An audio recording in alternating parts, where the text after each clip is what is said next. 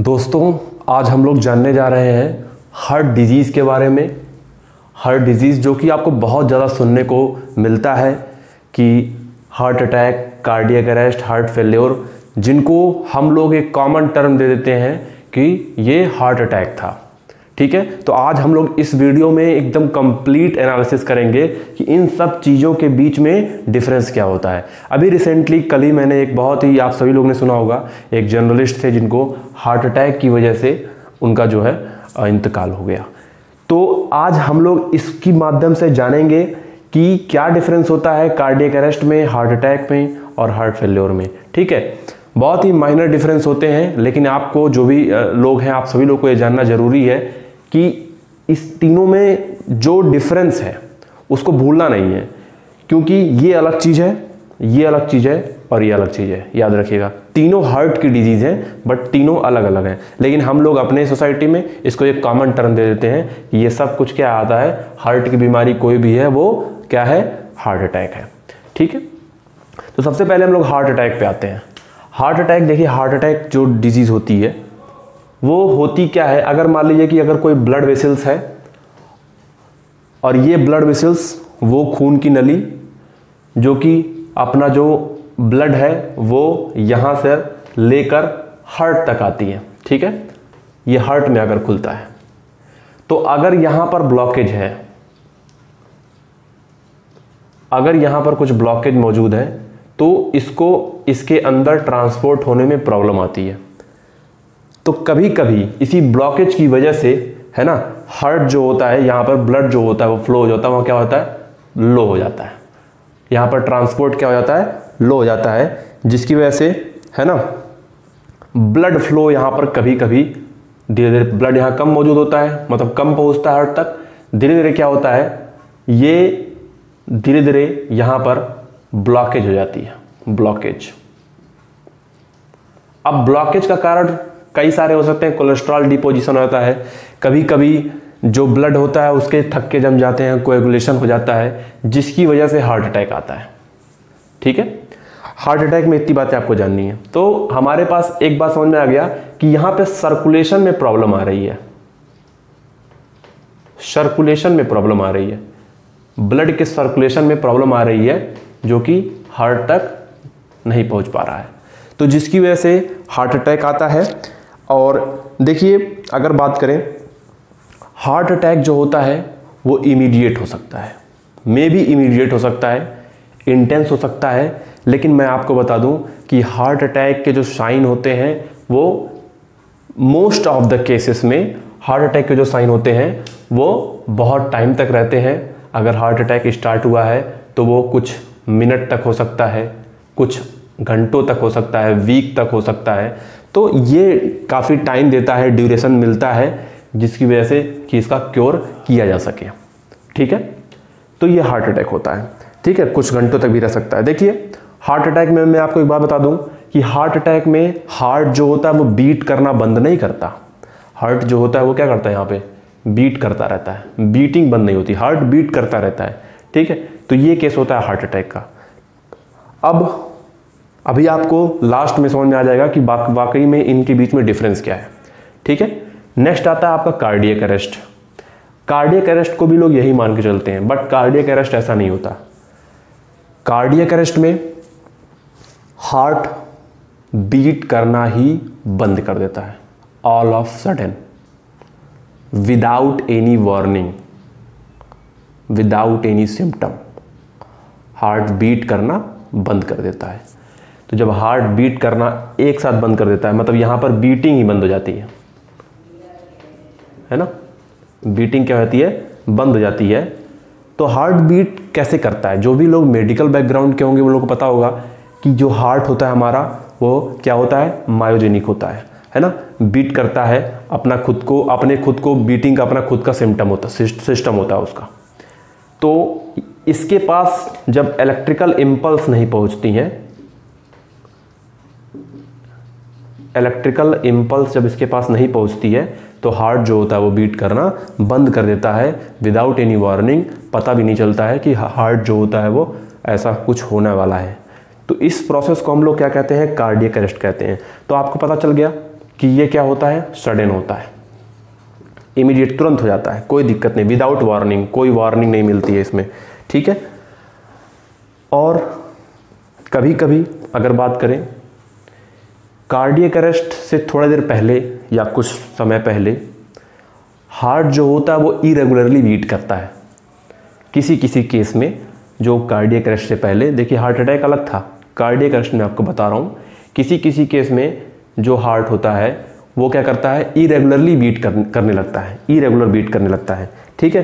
तो इरेगुलर जब बीट करता है, इस टर्म को, इस बात को हम लोग कहते हैं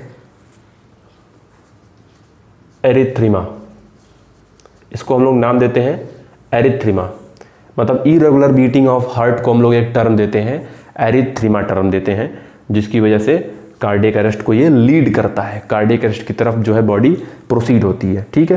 तो कोई भी पल्स यहाँ पर नहीं चलता है कार्डियक अरेस्ट में, इसमें बीटिंग होती है, कोई भी पल्स नहीं चलता है, इनको कंसियसनेस होती है, कार्डियक अरेस्ट वाले बंदे को कोई भी कंसियसनेस भी नहीं होती, उसको पता भी नहीं होता क्या चल रहा है आसपास, हार्ट पल्स सब बंद, कंसियसनेस बिल्कुल भी जीरो।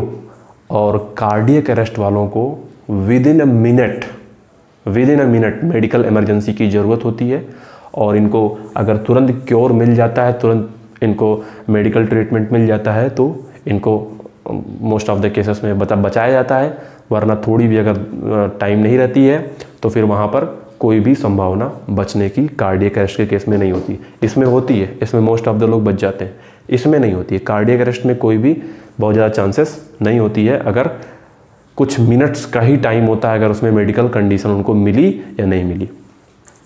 अब आता है आपका कार्डियक अरेस्ट के रीज़न क्या होते हैं, क्या हो सकते हैं कार्डियक अरेस्ट के रीज़न। तो कार्डियक अरेस्ट के बहुत सारे रीज़न होते हैं, उसमें से एक आता है आपका हार्ट फेल्योर। आप कहोगे भाई heart failure, heart attack, cardiac arrest, ये सब तो एक ही बात है ना, तो ये क्या नया टर्म आ गया हार्ट फेल्योर। हार्ट फेल्योर एक नया टर्म है, आप जानिए। जो हार्ट फेल्योर होता है, हार्ट फेल्योर एक्चुअली होता क्या है, ये एक ग्रेजुअल प्रोसेस है।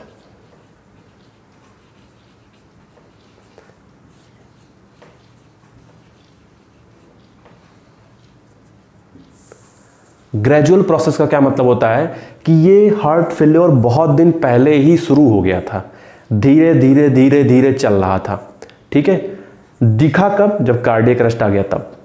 पता कब चला, जब कार्डियक अरेस्ट आ गया तब। तो हार्ट फेल्योर में ये ग्रेजुअल प्रोसेस है।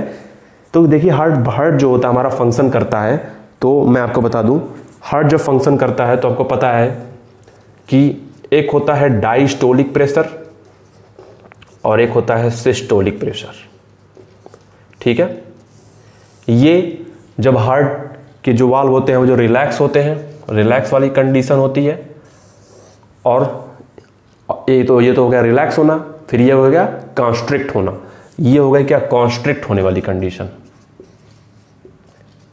तो सिस्टोलिक और डायस्टोलिक प्रेशर में डिफरेंस आता है और हार्ट फेल्योर में, और हार्ट जो होता है हमारा एडिक्वेट अमाउंट में पंपिंग करना बंद कर देता है। तो ऐसे केस में जो हार्ट फेल्योर होता है, तो इसका धीरे धीरे जब इलाज नहीं होता है प्रॉपर, तो ये कार्डियक अरेस्ट को लीड करता है।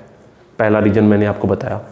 दूसरा रीजन मैं आपको बताता हूँ, जब हार्ट की जो मसल्स होती हैं वो थिक हो जाती हैं। बहुत सारे लोग स्टेरॉइड्स वगैरह लेते हैं, तो उनको असली स्टेरॉइड्स वालों को हार्ट अटैक ही होता है, हार्ट की प्रॉब्लम बहुत ज़्यादा होती है, जो स्टेरॉइड लेकर बॉडी बिल्डिंग में जाते हैं। तो उन लोग के जो देखिए बॉडी बनती है तो पूरा सारे मसल्स थिक होते हैं, उसी तरीके से हार्ट का भी मसल थिक होता है। स्टेरॉइड के केस में कुछ ज़्यादा ही थिक हो जाता है, तो उस केस में क्या होता है, कार्डियक अरेस्ट आने के चांसेस बहुत ज़्यादा हो जाते हैं, ठीक है। तो देखिए मैं एक बात बताता हूँ, जो लोग जैसे जब देखिए मसल्स थिक हो जाएं, थिक मसल्स किसकी, हार्ट की मसल जब थिक हो जाती है, तो इसको हम लोग एक टर्म देते हैं कार्डियोमायोपैथी। कार्डियोमायोपैथी, इसको एक टर्म देते हैं हम लोग, थिक मसल्स के को एक टर्म देते हैं कार्डियोमायोपैथी का नाम देते हैं, ठीक है। और एक हो गया आपका इस कार्डियक अरेस्ट का रीजन होता है हार्ट फेल्योर, ठीक है। तो इन तीनों में डिफरेंस है, इसमें बीटिंग होती है, इसमें बीटिंग नहीं होती है, और heart failure leads to cardiac arrest. थोड़ी बात मैं आपको हार्ट फेल्योर की और बता दूं कि हार्ट फेल्योर का कोई भी क्योर नहीं है, जैसे किसी का क्योर नहीं है, सब कुछ सुधारा जाता है। बट हार्ट फेलियर का कोई क्योर नहीं है कि हार्ट फेलियर हो गया चलो इसको ठीक कर देंगे, ग्रेजुअल प्रोसेस है इसको ठीक कर देंगे, लेकिन कोई मेडिकेशन नहीं है। लेकिन हार्ट फेलियर को डाइट से और एक्सरसाइज से मैनेज किया जा सकता है। सिस्टोलिक और डायस्टोलिक प्रेशर को डाइट से और एक्सरसाइज से मैनेज किया जा सकता है। ठीक है, ऊपर से जो योगा और वेलनेस की जो तरीके होते हैं उससे लंग्स में मौजूद जो भी म्यूकस है उसको भी मैनेज किया जाता है। तो वो सब कुछ डिपेंड करता है सब चीज़ों पे, और ब्लड के फ्लो को, ब्लड के प्रेशर को मैनेज किया जाता है डाइट और एक्सरसाइज से। तो हार्ट फेलियर को हम लोग रिड्यूस कर सकते हैं और कार्डियक अरेस्ट के चांसेस को कम किया जा सकता है। तो ये मुझे लगता है ये डिफरेंस आप लोग को पता होगा। एक बात मैं और आपको बता दूं कि अप्रॉक्स हार्ट फेलियर के केसेस लगातार बढ़ रहे हैं, और मैं एक डेटा स्टडी कर रहा था तो मुझे बहुत ही कुछ खास ताज्जुब नहीं हुआ, क्योंकि खुद आपको पता है आसपास आप देखते होंगे कि हार्ट फेलियर के केसेस, मतलब हार्ट डिजीज के केसेस, आज के बाद मत बोलना, आज इस डिफरेंस को जानने के बाद आप हार्ट डिजीज में पूछना कि कौन सी हार्ट डिजीज, ठीक है। तो हार्ट डिजीज के केसेस बढ़ रहे हैं। और अगर हार्ट डिजीज में बात करूं तो एक डेटा है कि 1990, ठीक है, उसके बाद से 2020 चल रहा है, 21 चल रहा है, 2020 तक का डेटा आया है, और एक्सपेक्टेशन है 2030 की। ये 3, ठीक है, 1990, 2020 और 2030। 1990 में 1,20,00,000 लोगों की जान गई थी हार्ट डिजीज से, इंडिया। और 2020 तक का जो डाटा है वो है 1,00,00,000 कितना, 86 लाख। इतनी जाने गई थी हार्ट डिजीज से। और 2030 का जो एक्सपेक्टेशन है वो करीब करीब है 2,30,00,000 लोगों की जो जान हर साल जाएगी। एवरी ईयर की बात हो रही है, एवरी ईयर। 1990 में 1,20,00,000 लोगों की जान गई हार्ट डिजीज से। 2020 तक ये संख्या बढ़कर 1,46,00,000 हो गई, और मात्र 10 साल में देखिए 2,30,00,000। तो बहुत तेजी से ये संख्या इंक्रीज कर रही है। हार्ट की डिजीज जो है बढ़ रही है अपनी सोसाइटी में, और इसके पीछे तमाम सारे रीजंस हैं, इसके बारे में हम लोग बाद में बात करेंगे। आई होप आप लोगों को ये चीज़ समझ में आई होगी, हार्ट अटैक, कार्डियक अरेस्ट और हार्ट फेलियर के बीच में डिफरेंस समझ में आया होगा। तो जो भी लोग इसके बारे में नहीं जानते उन सभी लोगों से आप इस चीज़ों को शेयर कीजिए कि इनके बीच में बहुत डिफरेंस होता है। देखिए क्योर किसका होता है, कौन नॉन क्यूरेबल होता है, किसको ऑनसेट इमरजेंसी की जरूरत होती है, कौन ग्रेजुअल होता है। तो ये सब डिफरेंट टर्म है, लेकिन हम लोग इसको एक ही नाम से कॉमनली बोलते हैं, जो कि गलत है। ठीक है, so thank you so much.